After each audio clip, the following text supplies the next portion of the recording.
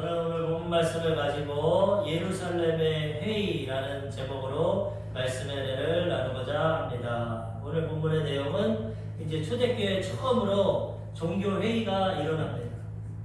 어떤 이유로 이러한 회의가 일어나냐면 안디옥 교회, 이방인들을 통해서 세운 안디옥 교회에 혼란이 생기고 문제가 생겼습니다. 안디옥 교회 자체로는 그 문제를 해결할 수 없기 때문에 안디옥 교회 성도들은 바나바와 바울을 예루살렘 본교회, 모교회로 파송하고 그곳에서 이제 종교적인 회의를 합니다. 그래서 회의를 통해서 하나님의 뜻을 구하고 하나님의 뜻을 깨닫고 그 문제를 해결하는 것이 오늘 본문의 내용입니다. 그래서 우리가 알아야 될 것은 교회에서도 여러 가지 문제와 어려움이 있는데 이러한 문제와 어려움이 올 때 한 사람의 의견만 가지고 한 사람의 뜻만 가지고 문제를 해결하는 것이 아니라 하나님의 성령을 통해서 지혜를 가지고 또 많은 의견을 나누고 서로 양보하고 이해하고 회의를 통해서 하나님의 뜻을 이루는 것이 중요하다는 것입니다. 오늘 이 안디옥 교회도 예루살렘 교회도 어떤 담임 목사님의 혼자 주관을 얘기한 것이 아니라 어떤 장로님의 뜻을 얘기한 것이 아니라 모든 공동체가 모여서 서로 성경을 나누고 경험을 나누고 의견을 받고 기도하고 성령의 인도하심을 받아서 싸우지 않고 분쟁하지 않고 아름답게 교회의 문제를 해결했다는 것입니다. 교회가 한 사람의 뜻대로 가면 문제가 생기고 한 사람의 방향대로 가면 문제가 생기고 다 내려놓고 하나님 앞에서 말씀 앞에서 성령 앞에서 기도하면서 하나님의 뜻을 구하고 많은 사람들이 그 뜻에 동의할 때 아름다운 결과가 이루어지고 회의를 통해서도 하나님의 뜻을 이룰 수 있다는 것입니다. 잠언서에 보면은 잠언서 15장 22절 의논이 없으면 경영이 무너지고 지량이 많으면 경영이 성립하느니라. 의논이 없고 독자적으로 행동하면 경영이 무너집니다. 어느 나라든 독재 국가든 어느 회사든 한 사람의 영향력만 가지고 독재적으로 나가면 잠깐은 나갈지 모르지만 오래 못 갑니다. 무너집니다. 성경에서 분명히 의논이 없으면 경영이 무너진다. 그리고 이제 새 성경에는 개정판에는 지략이라고 하지만 예전에는 모략이라고 했어요. 모략. 지혜로운 계획이 많으면 경영이 성립한다. 한 사람의 지혜는 하나밖에 안 되지만 10사람 있으면 10사람의 지혜가 있었어요. 다 의견을 모으면 다양한 지혜를 가지고 경영이 성립하게 되는 것입니다. 그러므로 우리는 어떠한 문제와 어려움이 있을 때 물론 하나님의 뜻이 최우선입니다. 교회는 인본주의가 아니고 신본주의입니다. 그렇지만 하나님의 뜻을 아는 것조차도 말씀을 통해서 성령을 통해서 또 우리 사람들, 믿음의 사람들, 하나님이 주신 깨달음을 통해서 하나님의 뜻을 발견할 수 있는 것입니다. 내가 교주고 담임 목사니까 직통 계시를 받아서 내 뜻대로만 한다. 잘못돼요. 어느 장로님이 나는 신령하고 나는 이 교회의 개척 멤버고 내가 이 교회 거의 세웠으니까 내 뜻대로 한다. 그것도 잘못돼요. 어떤 한 사람한테 인간적인 치우치는 게 아니라 다 같이 기도하면서 겸손하게 하나님의 말씀을 비춰보고 성령의 인도하심을 받아서 문제를 해결하면 교회가 아름답게 성장되게 되는 것입니다. 오늘 이것을 통해서 이 안디옥 교회 문제가 아름답게 해결됩니다. 그럼 첫 번째로 무슨 문제가 생겼는지를 알아보겠습니다. 첫 번째 할례에 관한 문제입니다. 안디옥 교회가 우리가 계속 공부하고 있지만은 아주 아름답게 이상적으로 성장되었습니다. 유대인과 이방인이 함께해서 또 바나바와 바울을 섬겨서 선교여행 가지고 터키 지방에 가가지고 1차 전도 선교 여행을 통해서 많은 영혼을 구원하고 교회를 세우고 장로를 세우고 성공적으로 선교를 마치고 바울과 바나바가 돌아왔어요. 그런데 교회에 문제가 생겨요. 항상 말씀드리지만 예수 믿고 하나님 경외해도 우리 삶에 문제가 있어요. 천국 갈 때까지 문제가 없을수록 교회에도 문제가 있고 믿는 사람에게도 문제가 있고 가정에도 문제가 있어요. 왜 이 세상에 있는 건 다 불완전한 거예요. 완전한 것은 하나님 아버지밖에 없어요. 천국에 가야 완전해지지 다 불완전합니다. 그렇기 때문에 항상 문제 가운데 살아가는데 문제가 있는 게 문제가 아니라 문제의 해결자이신 하나님이 함께 하시면 되는 것입니다. 하나님 항상 의지하고 삶에 문제가 다가오면 또 하나님 앞에 도움을 요청해야겠구나. 하나님 이 문제를 통해서 또 하나님의 복을 주시겠구나. 합력의 선을 이루시겠구나. 그걸 바라보고 문제 가운데 낙심하고 절망하고 왜 나에게 이런 일이 생기냐, 왜 이런 문제가 생기냐 불평하고 원망하지 말고 하나님 이 문제를 통해서 하나님의 기적을 체험하겠구나. 하나님의 역사를 체험하겠구나. 이렇게 바라보고 나가면 문제를 해결하고 하나님의 도우심을 얻게 되는 것입니다. 오늘 본문 말씀 사도행전 15장 1절에 보니까 어떤 사람들이 유대로부터 내려와서 형제들을 가르치되 너희가 모세의 법대로 할례를 받지 아니하면 능히 구원을 받지 못하리라 하니, 어떤 사람들은 이 유대인들입니다. 그 유대인들이 예루살렘을 중심으로 유대로부터 내려왔는데 거짓 선생들입니다. 이 초대교회에 보면 거짓 선지자, 거짓 교사 이런 사람들이 많습니다. 아직 기독교가 완전히 초창기고 정립이 완전히 안 됐기 때문에 혼란스러운 이단도 많고 거짓 증거자도 많았어요. 그래서 안디옥 교회가 이방인의 교회로서 잘 부흥되고 성장되는데, 이 어떤 사람들 예루살렘에서 보내지도 않았고 본교회에서 파송하지도 않았고 어떤 직분도 있지 않은 어떤 사람, 알 수도 없는 그런 사람들이 와가지고 형제를 막 가르칩니다. 안디옥 교회에서 가르치면서 내가 진리를 말할 테니까 너희 믿음으로는 구원 못 받는다. 믿음만 갖고는 안 된다. 모세의 할례를 받아야 구원 받는다. 할례 문제를 가지고 이 안디옥 교회를 혼란하게 했어요. 이방인들이니까 잘 모릅니다. 할례도 안 받았어요. 아, 유대인에게로부터 복음이 왔으니까 진짜 우리도 구원 받으려면 믿음으로는 안 되나? 예수님 믿는 거 갖고는 안 되나? 할례를 받아야 되나? 율법을 지켜야 되나? 큰 혼란이 왔어요. 15장 2절에 보니까 바울 및 바나바와 그들 사이에 적지 아니한 다툼과 변론이 일어난지라. 바울과 바나바는 믿음에 굳건한 사람들이에요. 성령 받고 하나님의 은혜를 체험하고 성경 지식이 풍부하고 담임 목회자들. 근데 이 거짓 교사들과 적지 않은 다툼과 변론이 아니다. 오직 믿음으로 구원받는다. 구약시대 율법과 할례시대는 지나갔다. 이제 오직 믿음으로 구원받는다. 막 분쟁이 일어났는데 이걸 해결할 수가 없어. 형제들이 이 문제에 대하여 바울과 바나바 및 그 중에 몇 사람을 예루살렘에 있는 사도와 장로들에게 보내기로 작정하니라. 분쟁이 일어나고 싸움이 일어나고 해결이 안 되니까 이제 성도들이 결정을 했습니다. 우리 교회로서는 해결하기 힘드니까 우리 모교회, 우리 교회를 세워준, 선교해준 예루살렘 교회에 가자. 거기에 가면 사도와 장로들이 있으니까 이 문제를 해결해 줄 거예요. 왜냐하면 사도는 예수님의 12제자입니다. 가룟 유다 빼고 마티아가 들어왔지만 이 11제자는 예수님 살아계실 때 직접 배우고 체험했기 때문에 권위가 있어요. 사도의 권위. 그러니까 이 안디옥 교회 사람들이 예수님을 가장 곁에서 섬기고 훈련받았던 사도들과 또 사도들을 통해 세운 교회의 지도자들, 장로들을 통해서 이 문제를 해결하자. 담임 목사인 바나바와 바울을 파송했어요. 예루살렘 교회 가서 이 문제를 해결하자. 이 문제가 있으면 본교회 또 다른 교회, 이 예루살렘 교회와 같이 본교회 또 하나님 잘 섬기는 믿음의 사람들에게 조언을 받고 도움을 받아도 되는 것입니다. 우리도 이렇게 개교회가 있지만 우리 교회 문제가 생기고 어려움이 생기면 지방회나 총회에 가서 도움을 요청해요. 그 지방회나 총회는 이 교회들을 다 관할하고 치리하고 있기 때문에 거기에 헌법이 있습니다. 우리나라에도 법이 있는 것처럼 우리 기독교 대한 하나님의 성의 순복음 교단법이 있어요. 거기서 장로도 치리할 수 있고 안수입사 권사도 치리할 수 있고 다 거기서 법적인 조치를 할 수 있어요. 그렇기 때문에 우리 교회 내에서 할 수 있지만 못하면 지방회, 지방에서 못하면 총회까지 가요. 법적으로 해결해야 되는데 이 안디옥 교회가 그렇게 한 거예요.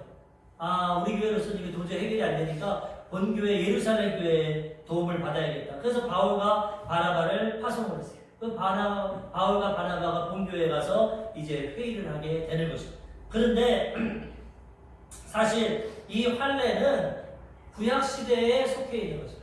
할례에 대한 문제를 가지고 믿음만으로는 구원 못 받고 할례를 받아야 유대인처럼 구원받는다. 이렇게 이걸 갖고 문제를 다가왔지만 성경을 통해 보면은 할례는 구약 시대로 한정되어 있고 신약 시대는 할례가 필요 없어.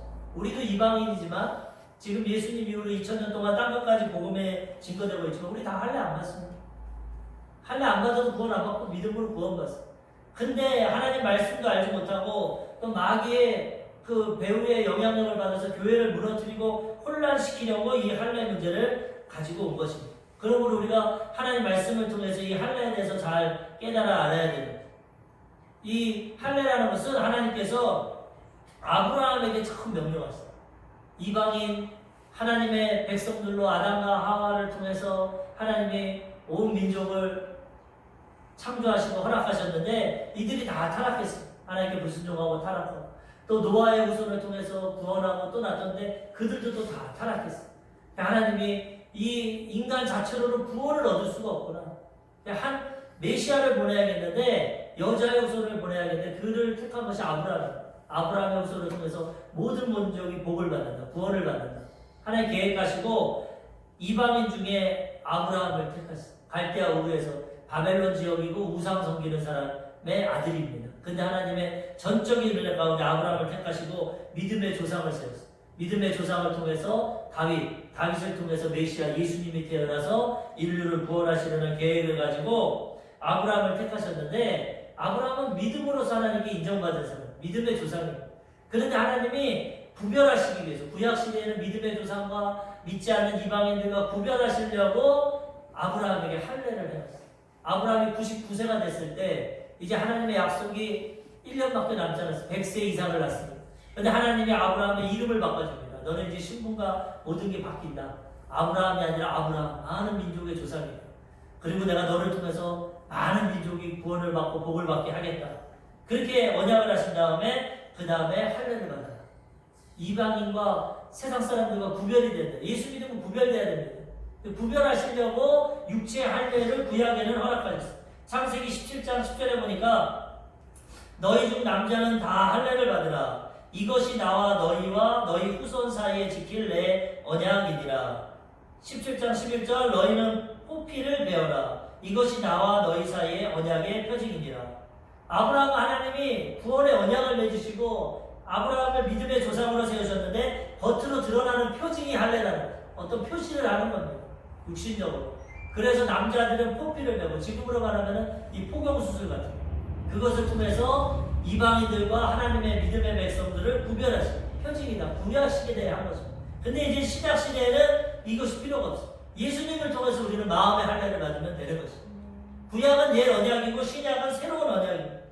구약이 그림자지만 신약을 통해서 완성되었기 때문에 이제 다시 그림자 옛 언약으로 따라갈 필요 없어. 새 언약을 통해서 구약을 완성하면 되는 것입니다. 예수님 믿을 때 우리는 마음의 할례를 받게 되고 믿음으로 구원받게 되는 것입니다. 네. 사도 바울이 로마서에는 이제 이렇게 말합니다. 신약 시대에 로마서 2장 28절 29절 무릇 표면적 유대인이 아니요 표면적 육신의 할례가 아니니라. 오직 이면적 유대인이며 할례는 마음에 할지니 영에 있고 율법 조문에 있지 아니한 것이라. 그 칭찬이 사람에게서가 아니요 다만 하나님에게서니라. 아멘. 표면적으로 겉으로 나는 혈통적으로 유대인이다, 아브라함의 후손이다, 나는 태어날 때부터 유대인이고 할례를 받았다 8일 만에, 이게 이제는 할례가 아니라는 거야. 그건 다 지나가, 구약에 지나가. 이제는 이면적, 다른 육신적인 것이 아니라 영적인 것, 이 마음에 할례를 하는데 영에 있고 율법의 조문에 있지 않다. 이제 율법 시대에 지나갔어. 은혜의 시대, 믿음의 시대가 됐기 때문에 마음의 할례를 받고 영의 할례를 받고 믿음을 통해서 옛사람은 죽고 주님 안에서 새 사람으로 거듭나는 이 마음의 할례를 받는 것입니다. 그리고 또 뭐라고 말씀하냐면 그 칭찬이 사람에게서가 아니요 다만 하나님에게서. 할례 받은 사람은 사람에게 자랑합니다. 나는 유대인이다. 나는 할례 받았다. 니네들이랑 틀리다. 성민이다. 나는 구원받는. 인간적인 할례를 받고 자랑을 하는데 이제 그게 아니에요. 하나님 앞에 예수 믿고 마음에 할례 받고 하나님께 인정받고 칭찬받아야 된다는 거예요. 아멘. 그러므로 이제는 구약의 할례가 필요가 없어요. 이제 신약을 통해서 예수님을 통해서 마음의 할례를 받으면 우리는 다 믿음으로 구원받게 되는 것입니다. 아멘. 갈라디아서 5장 2절 6절 보라 나 바울은 너희에게 말하노니 너희가 만약 할례를 받으면 그리스도께서 너희에게 아무 유익이 없느니라. 이제는 할례 육신으로 받으면 예수님의 은혜가 유익이 없다는 거예요. 할례 받는 자는 율법도 다 지켜야지. 율법. 구약으로 돌아가야 돼. 근데 율법으로는 구원을 받을 수 없기 때문에 하나님께서 믿음으로 예수님을 보내주셨기 때문에 이제 믿음으로 구원받기 때문에 할례를 받으면 구약으로 돌아가서 예수님의 은혜를 얻지 못한다는 거예요. 아무 유익이 없다는 거예요. 그리스도 예수 안에서는 할례나 무할례나 효력이 없으되 사랑으로서 역사하는 믿음뿐이니라. 이제 예수님 안에서 할례 받든 안 받든 상관이 없어. 유대인으로서 할례 받았으면 그 받은 대로 부르심 받고, 이방인으로서 할례 안 받았으면 그 부르심대로 부름 받아서 믿음의 사랑으로서 역사는 믿음으로 구원받으면 되는 것입니다. 네. 육신의 자랑과 육신의 이제는 모양은 필요가 없는 것입니다. 그러므로 이제 할례 받을 필요 없고 예수님을 통해서 마음의 할례, 옛사람이 죽고 새 사람으로 변화되는 우리 그 할례를 받고 믿음으로 거듭나고 구원받으면 되는 것입니다. 아멘. 골로새서 2장 11절 또 그 안에서 너희가 손으로 하지 아니한 할례를 받았으니 곧 육의 몸을 벗는 것이요 그리스도의 할례니라. 손으로 이제는 안 하고 예수님 안에서 할례를 받는 거예요. 예수님 몸으로 받는 게 아니라 믿음으로. 그러므로 우리는 이제 할례를 받아야 할례는 이런 진리가 없기 때문에 진리를 왜곡시켜서 할례를 행하고 여자들도 할례를 해요. 여자들이 그 할례 때문에 애도 낳지 못하고 많이 피 흘려서 죽고 고통이 엄청 많아요. 유엔이나 인권협회에서는 아프리카의 그 토속적인 여성을 할례하는 거 엄청 반대합니다. 어린아이들을 막 할례를 소독도 안 하고 해가지고 병균이 없고 그 피해가 너무 많기 때문에 인권. 이 하나님의 좋은 것, 아브라함을 통해서 표징으로 좋은 구약의 할례를 줬는데 마귀는 이걸 자꾸 변질시켜가지고 사람을 괴롭히고 고통을 주고 어렵게 하는 겁니다. 그래서 우리가 진리 가운데서도 분별력을 가져야 되는 것이죠. 이제는 남자나 여자나 할례 시대는 끝났습니다. 할례 받을 필요 없고 예수님을 통해서 믿음의 할례 받으면 되는 것이죠. 아멘. 두 번째로 이제 율법과 믿음에 대해서 보겠습니다. 율법과 이제 바울과 바나바가 예루살렘에 도착해서 회의를 합니다. 그랬더니만 첫 번째 얘기하는 사람이 바리새파 사람들이 나와서 바리새파는 뭡니까? 율법주의자입니다. 율법을 지키는. 근데 이 사람들도 예수 믿고 구원을 받았어요. 근데 아직 구약에 매여 있어가지고 율법에 묶여 있어요. 이 문제를 얘기했더니만 이들이 일어나서 말합니다. 맞다. 우리가 믿음만으로는 약하다. 구원 못 받는다. 할례도 받아야 되고 이제 율법도 다 지켜야 된다. 이렇게 이제 바리새파 사람들이 말합니다. 사도행전 15장 5절 바리새파 중에 어떤 믿는 사람들이 일어나 말하되 이방인에게 할례를 행하고 모세의 율법을 지키라 명하는 것이 마땅하다 아니라. 그래 이방인들도 우리같이 이제 할례 받아야 돼. 모세의 율법도 지켜야 돼. 그래야 구원받지. 믿음으로는 구원 못 받아. 다시 옛날로 돌아가는 겁니다.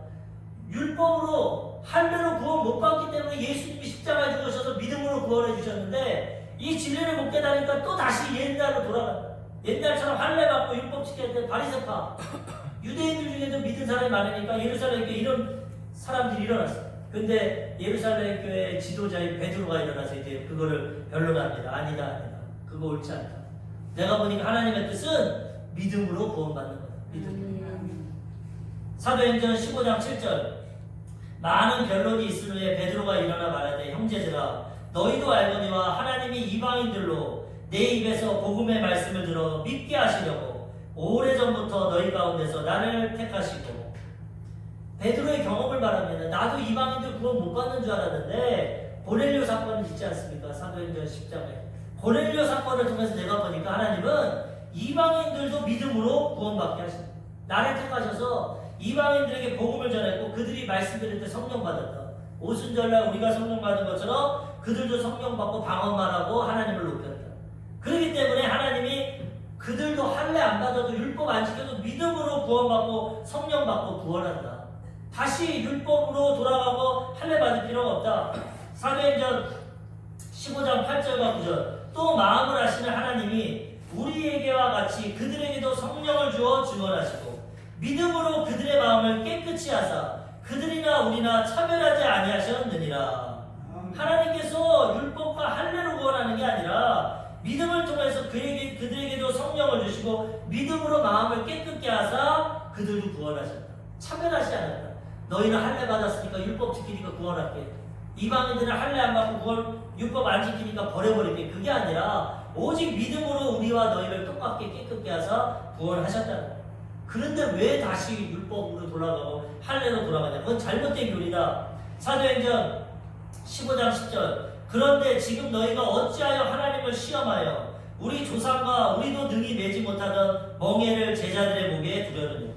구약시대에 우리 조상이나 우리들도 매지 못한 율법을 지킬 육자가 아무도 없어. 대표적인 게 십계명인데 십계명 지킬 사람이 없어. 행위로 율법으로 구원받을 사람이 없어.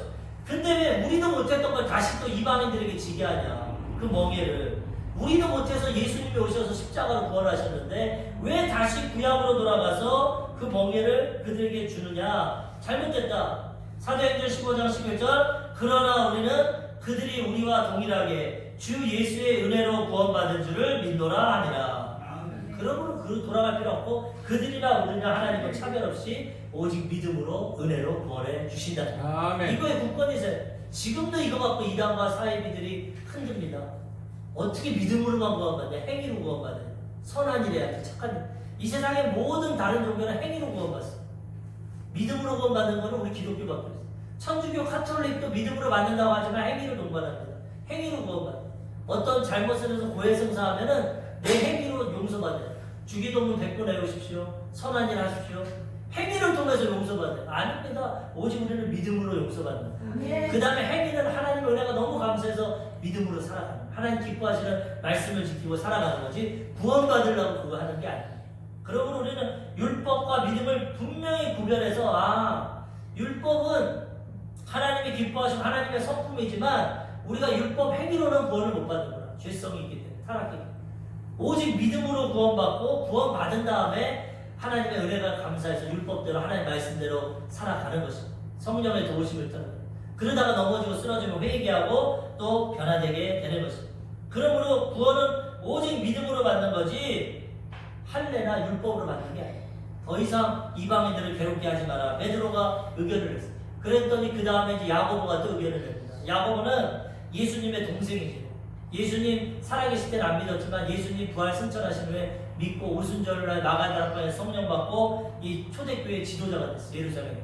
야고보도 말합니다. 이방인들 구원받는 게 하나님의 뜻이다. 믿음으로. 사도행전 15장 16절에서 18절.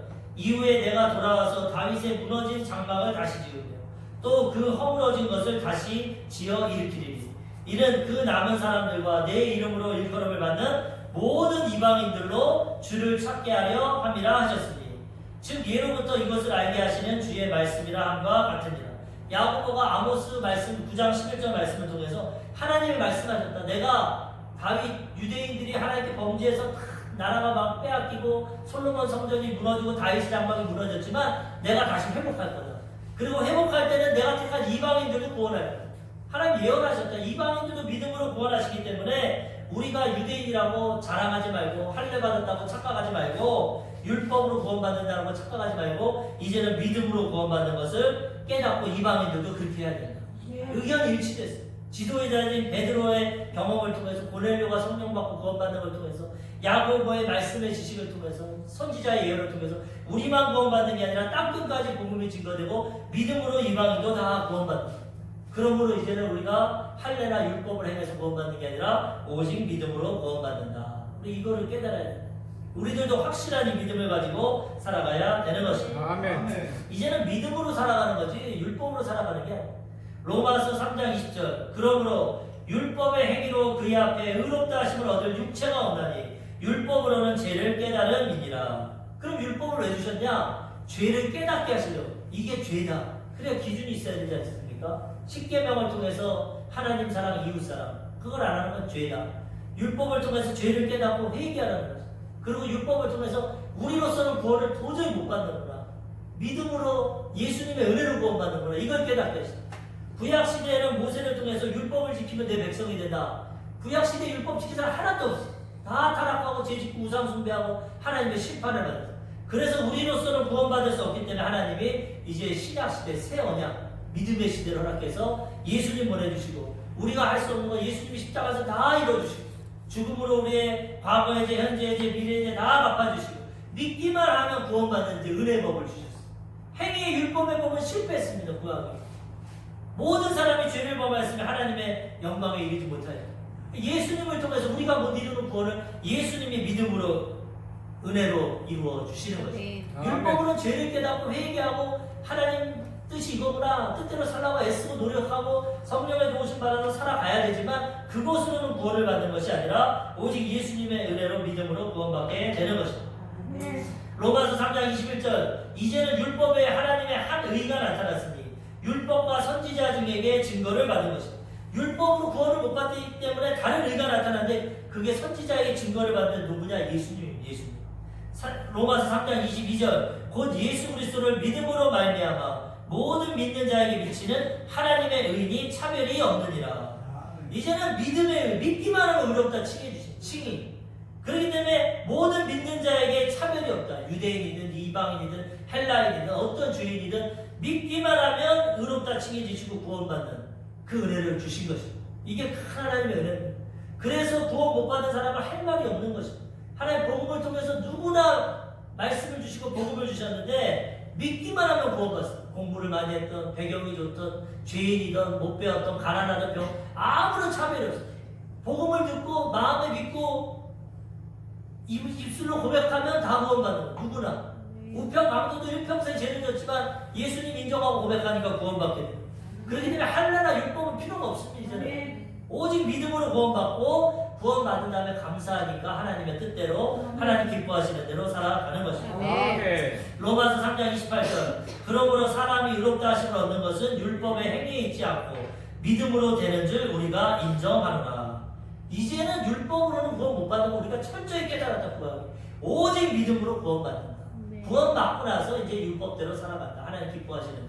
죄 짓지 말고. 그래도 또 넘어지고 쓰러지면 회개하고 변화되고 하나님 뜻대로 살아가야 되는 것입니다. 에베소서 2장 8절 너희는 그 은혜로 의하여 믿음으로 말미암아 구원을 받았습니다. 이것은 너희에게서 난 것이 아니오 하나님의 선물이다. 행위에서 난 것이 아니니 이는 누구든지 자랑하지 못하게 하려 함이라. 아멘. 구원받는 것이 하나님의 은혜라는 것입니다. 은혜로 주신 선물을 믿음으로 받아야 돼.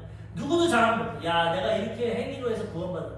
난 너희같이 죄에 안 졌어. 나는 온전히 죄의 성사하고 믿음으로 살아가고 온전해서 난 구원받은 거야. 너희 같은 사람들은 구원 못 받아. 이게 유대인의 모습이고 우리는 아브라함의 후손이야. 우린 태어나서 8일 만에 할례 받았어. 모세 율법을 지켰어. 우리는 이방인 너희 개와 같이 틀려. 이방인은 개 같은 존재고 하나님께 버림받은 존재.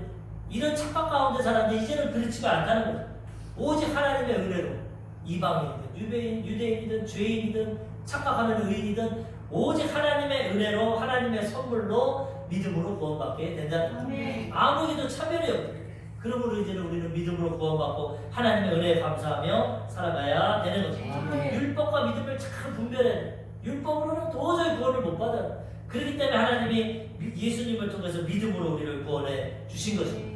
지금도 율법으로 구원받는 사람들은 어떤 사람이냐? 이런 사람입니다. 어떤 사람이 빚을 졌습니다. 사업하다 망해서 100억의 빚을 졌어요. 그래서 갚을 수가 없는데 그의 부모님이 100억을 갚아줍니다. 야, 너 어쩌다 그렇게 실패했냐? 내가 100억을 갚아줄게. 이렇게 100억을 갚으려고 하는데 이 사람이 뭐라고 하냐? 아니요. 나 부모님 도움을 조금 받긴 하지만 다 받긴 싫습니다. 부모님이 99억만 갚아주시고 99억만 갚아주시고 내가 거기에 1,000만 원만 버티겠어. 1,000만 원. 그러면 나도 빚 갚은데 버텼으니까 이제 나도 자라갈 수 있어. 너 어떻게 빚 다 갚고 신용불량자 해결되냐? 우리 부모님이 조금 도와주고 나도 해서 갚았어. 하나님이 인간이 이룰 수 없는 영원한 구원, 인간의 행위와 노력으로 얻을 수 없는 영원한 구원을 예수님의 십자가로 이루어졌는데 행위로 구원받게 한다는 사람이 그건 99억 그건 다 갚아줬는데 1억 내면서 나도 동참했어. 나도 구원받아. 십자가로 구원했는데 내가 조금 행위를 하고 어려워서 나도 행함으로 구원받는 거야. 하나님의 구원을 값없이 한다는. 하나님이 생명 들여서 예수님이 십자가에 죽기까지 구원하셨는데 내 행위 조금 못해서 나 구원받은 건 십자가 믿음으로 구원받은 거 아니야. 내 행위로 구원받은 거야. 나도 100억 갚는데 1억 냈어. 99억의 큰 은혜를 갚지. 그렇기 때문에 이렇게 되면 하나님의 은혜를 체험 못해. 온전히 나의 일은 아무것도 없고 나의 행위는 아무것도 없고 오직 믿음으로 구원받게 되는 거예요. 이걸 깨달을 때 하나님께 감사하고 하나님께 온전히 영광을 돌리는 거예요. 이렇게 초대교회가 결정을 했는데도 나중에 어떻게 됩니까? 300년 후에 로마 카톨릭이 생깁니다. 로마가 기독교를 국가하고 정치와 국가가 혼합이 되고 바벨론 종교가 들어오고 카톨릭은 그 이후로는 행위로 구원받았어요. 행위로. 지금도 로마에 가면 빌라도 계단이 있습니다. 성당에. 근데 이 루터가 종교개혁을 1517년에 이뤘는데 루터는 신부입니다. 신부. 그런데 아무리 행위를 하고 노력을 해도 마음의 죄책감을 벗어날 수가 없어. 구원을 받을 수가 없어. 근데 카톨릭에서 전한 게 뭐냐? 빌라도 계단이 28개가 있는데 거기를 무릎으로 올라가면 죄가 용서받는 거야. 행위로 구원받는 거야. 아무리 무릎으로 올라가고 해도 마음에 죄책감이 있고 가책이 있고 자유함이 없어. 루터가 그 빌라도 계단을 무릎으로 올라가는데 중간쯤 올라갔을 때 하나님의 성령께서 말씀을 통해 연해줬어요. 나의 의인은 오직 믿음으로 말미암아 살리는 거야. 행함으로 구원받는 게 아니라 이거지껏 네가 무릎으로 빌라도 계단 몇 번 올라간다고 구원받는 게 아니다. 오직 십자가 믿음으로 구원받는다. 루터가 중간에 올라가다가 일어나고 있어. 하나님의 의인은 오직 믿음의 의인. 믿음으로 구원받아. 나 이런 행위 이제 안 하겠다. 그래서 루터가 종교개혁을 일으키고 세 가지를 말합니다. 솔라 피데 오직 믿음으로, 아멘. 솔라 그라티아 오직 은혜로, 아멘. 솔라 스크립툴라 오직 말씀으로, 아멘. 이걸로 구원받는 네. 하나님의 은혜로 믿음으로 말씀. 카톨릭의 뭐 종교적인 제사, 행위, 노력, 선행 이걸로 구원받았습니다. 오직 믿음으로 구원받는다. 우리 개신교가 탄생되게 된 것입니다. 아멘. 우리 믿음으로 구원받는, 믿음으로 구원받을 때 온전히 하나님께 영광 돌리게 되는 것이다. 아멘. 우리 조영기 목사님이 이제 신학교를 졸업하고 개척을 했습니다. 불가능. 그런데 목사님은 나이도 젊고 배경이 없어서 오라는 교회도 없고 불광동에서 개척을 했는데, 같이 신학교 동기였던 목사님은 수학 선생님을 하다가 신학교를 했어요. 지식도 있고 배경이 있으니까 졸업하고 청빙을 받아가지고 청주에 있는 대전 지역에 있는 교회 담임 목회자로 갔어요. 조 목사님은 청막교회 보잘것없는 전도사고, 그분은 그래도 번듯한 교회가 있고 성도가 있는 교회인데, 이제 시간이 지나서 이 조 목사님 동기분이 조 목사님에게 부흥성회를 요청했어요.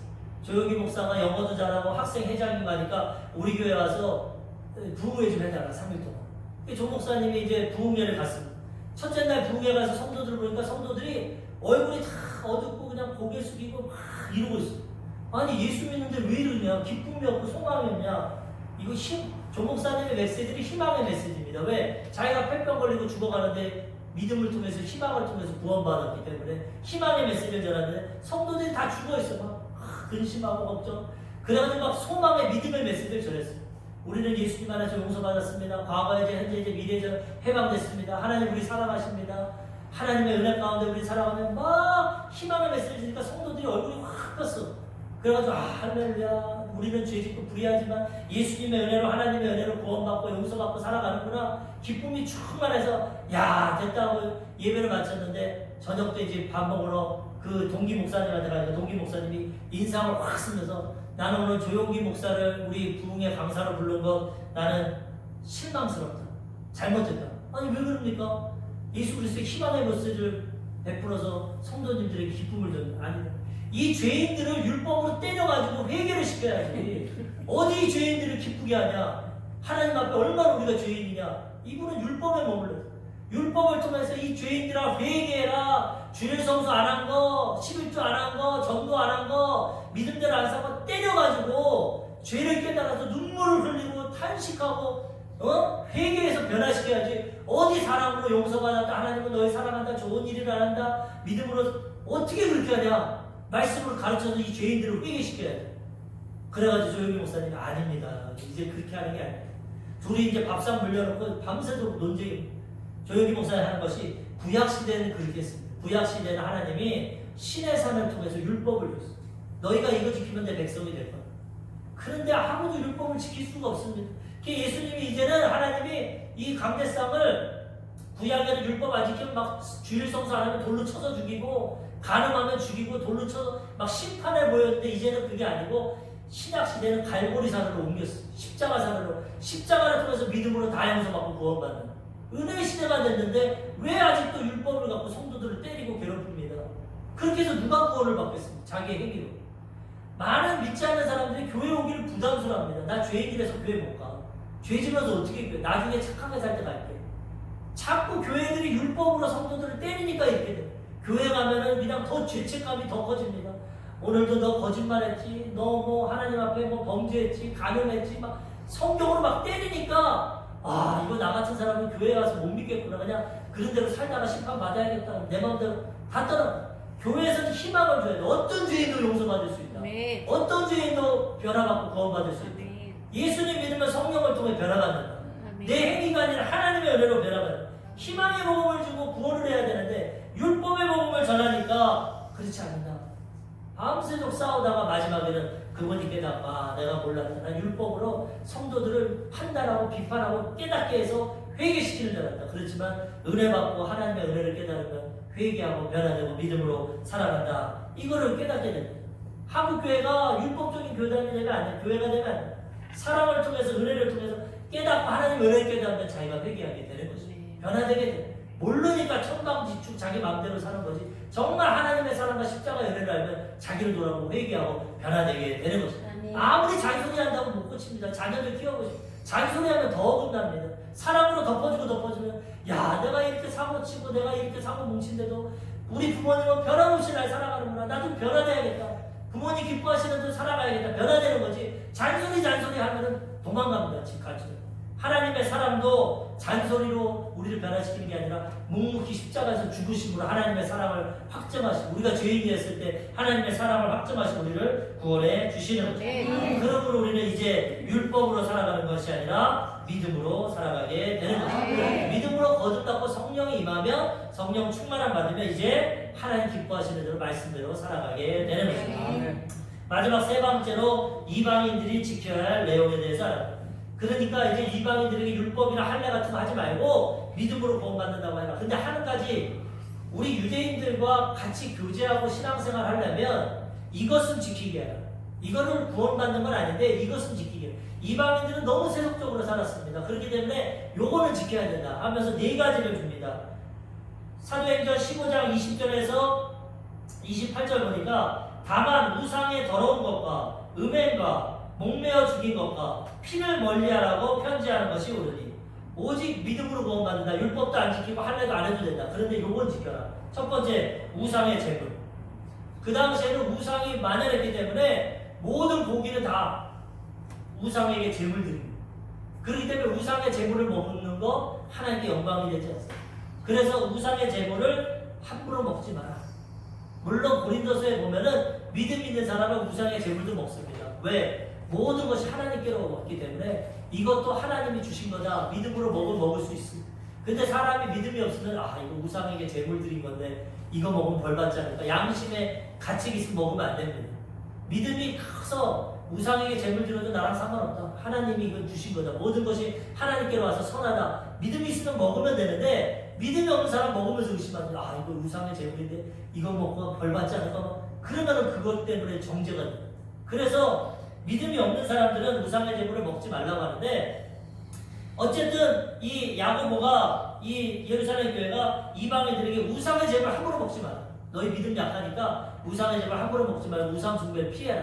예전에 예수 안 믿을 때는 마음대로 먹고 마셨지만 그렇게 하지 마라. 두 번째 뭐냐? 음행하지 마라. 음행. 여기 음행의 원어를 보면 근친상간입니다. 고린도 교회를 보면은 아버지의 다른 여자, 첩인 아버지 아내와 근친상간을 아들이 그런 자는 쫓아내라고 그랬어. 그러므로 음행을 하지 마라. 음행은 몸으로 짓는 죄다. 다른 죄는 다 몸 밖으로 짓는 건데 음행은 몸으로 짓기 때문에 이방인들 음행하는. 왜? 그 당시 종교들은 다 음행하는 종교입니다. 음행을 하는 게 종교 의식이야. 이방인의 성경. 그래서 이방인들 이제는 근친상간도 안 되고 음행을 하지 마라. 요거는 지켜라. 그리고 목매어 죽인 거와 피채 짐승을 먹지 마라. 짐승을 먹되 잡아서 피를 흘리고 다 빼서 고기는 먹어도 되지만 피채는 먹지 말고 목매어 다른 음식은 먹지 마라. 요것만 정했습니다. 그러니까 우상의 제물 먹지 말고 음행하지 말고 그 다음에 목매어 죽인 것과 피채로 먹지 마라. 왜? 하나님께서 노아 홍수 이후에 이제 노아에게 동물도 식물처럼 먹어라, 채소처럼 먹어라. 근데 피채 먹지 마라. 피에는 생명이니까 생명은 내 거니까 피를 다 쏟아놓고 고기만 먹으라고 말씀하셨어요. 그래서 유대인들은 피채 안 먹습니다. 그리고 피에는 생명이기 때문에 제사를 드릴 때는 피는 다 하나님께 뿌립니다. 드리고 고기만 먹습니다. 피와 기름은 다 하나님께 드리고 고기만 먹습니다. 그게 율법의 전통인데 피는 또 왜 먹지 마냐? 피에 균이 있습니다. 짐승의 피에 균이 있고 피는 도움이 안 되기 때문에 하나님 우리를 위해서 하십니다. 제가 수목 원장교에 있을 때 어떤 장로님이 이런 진리를 알아야 되는데 이 진리를 몰라서 사슴농장에 갔어요. 아는 분은. 사슴농장에 가니까 사슴의 피를, 뜨거운 피를 줍니다. 이거 몸에 아주 좋습니다. 장로님인데도 이런 진리가 보니까 몸에 좋다니까 벌컥 보고 봤어요. 그 피를 먹고 열이 올라가지고 한쪽 눈이 신명이 됐어요. 지금도 부축도 자기가 그걸 몰라가지고 하나님 말씀만 알았으면 피채 먹지 마라. 피는 생명이다. 알았으면 아무리 몸에 좋다고 안 먹어야 돼. 그거 먹고 신명이 됐어요. 지금도 예배 드리려면 부축받고 가야 돼. 그거는. 진리가 없으니까 이렇게 됐어요. 그래 하나님 우리에게 좋은 것만 주는데 피채 먹으면 격이 균도 있고 바이러스도 있기 때문에 피채 먹는 거 좋지가 않아요. 물론 우리나라는 옛날에 선지국도 먹었죠. 피를 끓여서 먹는 그런 거 먹어도 이제는 그것도 상관은 없습니다. 믿음으로 다 먹을 수 있어. 그렇지만 이 당시 형편에는 너무 이방인들이 우상의 것을 먹고 죄를 짓고 범하니까 하나님께서 금한 것 이방인에게 이제는 우리 하나님 믿고 살려면은 우상의 재물을 먹지 말고 그다음 피채 먹지 말고 목매어 죽인 것도 피는 안 흘리기 때문에 피채 먹기 때문에 먹지 말고 음행을 하지 말라. 하나님이 이렇게 말씀을. 그러니까 구원은 믿음으로 받되 우리가 같이 신앙생활을 하려면 요거는 지켜라. 최소한의 기본. 이거를 통해서 이제 이 문제가 다 해결되고 안디옥 교회도 이것을 기쁘게 받아들이고 행하게 되는 것입니다. 마지막으로 볼 때 이 우상 숭배와 우상 제물 하나님 너무나 싫어하십니다. 이거 조심해야 돼요. 이 조용기 목사님이 하루는 아주 유명한 사업가입니다. 자기와 친분이 있는데 그분을 위해서 중보기도 하는데 하나님이 그 사람 위해서 기도하지 마라.